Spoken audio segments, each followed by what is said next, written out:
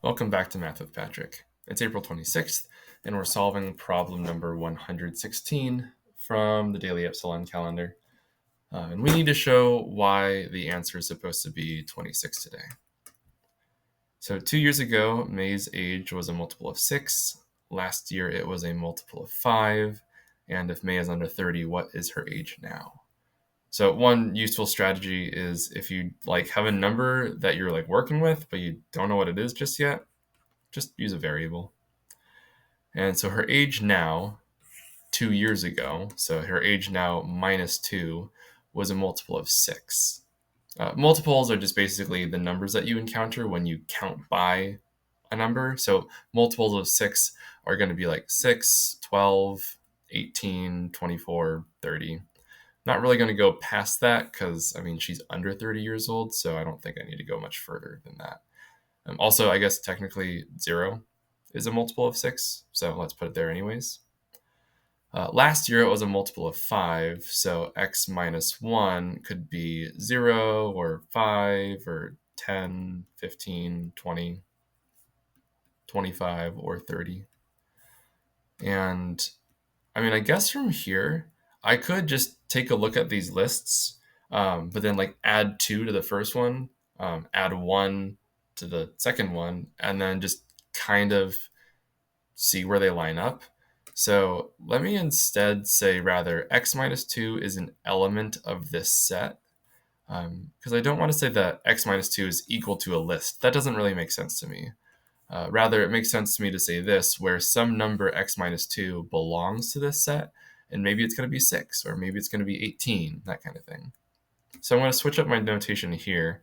X minus 1 is an element of this set, and then let me just solve for x in both of them. So for the first one, x is going to be an element of this set right here. It's going to be 2, 8, I'm adding 2 and sticking it in each of these. 14, 20, 26, which is secretly our answer, and then 32. And then from the second, I guess it's no longer like an equation, but the second statement, x should be an element of this set as well. 1, 6, and then here I'm just counting up by my 5s, offset by 1. And there is that 26. It just showed up twice.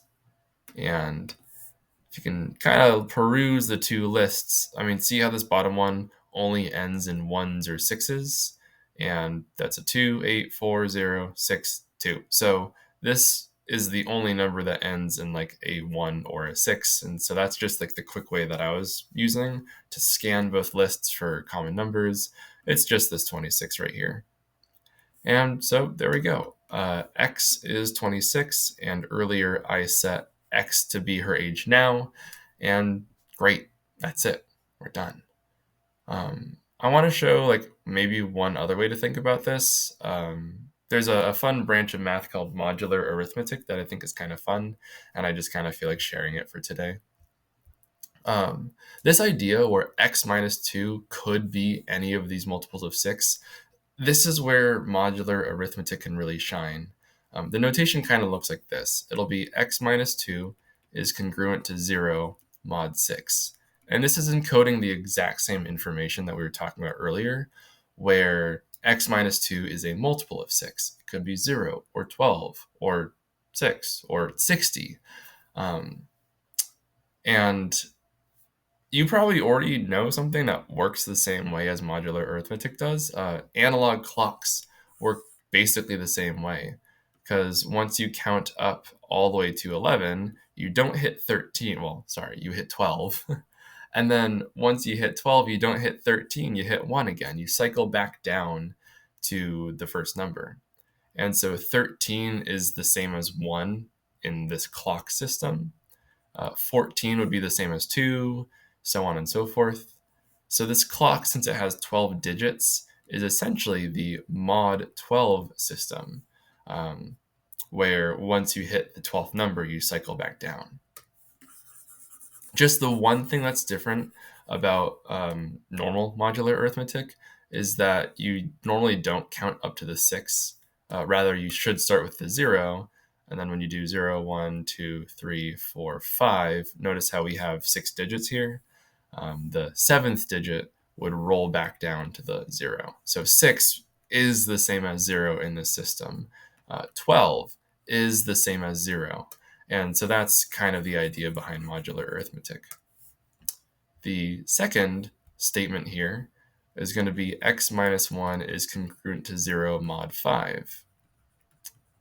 And there is a theorem called the Chinese remainder theorem that states if you have numbers that don't share any factors with each other, if they're co-prime with each other, then you can multiply the two. So 6 times 5 is 30. And I know that I can get some kind of information in this mod 30 system. It wouldn't work as well if, say, this was a 6 and this was a 4, because those both share a factor of 2. The Chinese remainder theorem wouldn't work as well here. But since they're co-prime, I know that I can find some information about this mod 30 system using that Chinese remainder theorem. I think if I treat this as kind of like a system of equations, I'll be successful in learning about something about that mod 30 system. I guess I'll start on the left.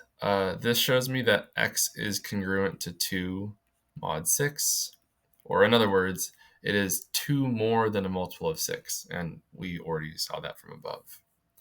I could rewrite that as x equals 2 plus, how about 6m, where m is just some integer, right? So if m were 3, then x would be 20, and I'm still kind of satisfying that idea that x is 2 more than a multiple of 6. Then I can take that information that x is equal to 2 plus 6m and stick it in this equation over here. So let me color code this chunk, and I'm just calling this x 2 plus 6m. So let's just put that there. Minus a 1, still congruent to 0 mod 5. I can do that 2 minus 1 just pretty standardly, pretty normally. So let me say maybe 6m plus 1 is congruent to 0 mod 5. And then the next inclination that I have is to subtract 1 from both sides. But remember that I only have 5 digits here. It's 0, 1, 2, 3, 4. So negative 1 doesn't really exist in this system. Instead, I should call that 4 because I'm kind of bringing it up by plus 5. So 6m is congruent to 4 mod 5. I'm also kind of inclined here to divide both sides by 2, but division can get really dicey in modular arithmetic. So the best thing to actually do is apply the multiplicative inverse, which normally that's just division, but here sometimes the rules are a little strange, and so that's why I'm thinking about multiplying by the inverse of 6. A multiplicative inverse is a number that when you multiply it to another number, you just get the number 1. So with normal numbers, right, 5 times something is 1. Well, we would just call that 1/5, and this would be the multiplicative inverse of 5. But here, remember, I only have so many digits to work with. And so hopefully something out there, oh wait, you know what I just realized? 6 doesn't exist. Let me fix that up. 6 would be the same as 1, right? Because you could subtract 5. Oh, well, that was easy. No need for a multiplicative inverse. I think that would have been multiplying both sides by 6, though, because 36 is 1 more than a multiple of 5. Anyways, I guess it doesn't really matter right now because that 6 was the same as, or is the same as 1 mod 5. So I can just subtract by 5. So m, this number m, is 4 mod 5, or in other words, m is equal to 4 plus some multiple of 5. Let's just call that 5n, and n is also going to be another integer. And I can take that information and plug that back in here. So let me color code this. this 4 plus 5n is going to go right back in here. X is equal to 2 plus 6 times 4 plus 5n.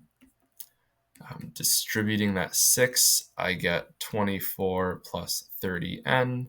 And then just kind of collecting up that 2 and 24, I get 26 plus 30n.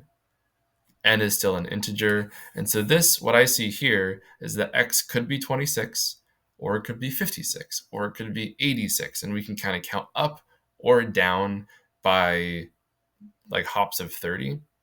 But then knowing that no one can really be -4 years old, and May is younger than 30, right? Her age is under 30. Then of course she's 26 today. So just putting it back into modular arithmetic form, I could say that x is congruent to 26 mod 30. And that encodes, tells you the exact same information as this part down here. So hopefully this was interesting, thinking about modular arithmetic to solve this problem. Wasn't really necessary because like just working with the lists was totally fine. But yeah, solving it 2 ways is always a fun thing to do. So I'm all done. I'll see you tomorrow. Bye.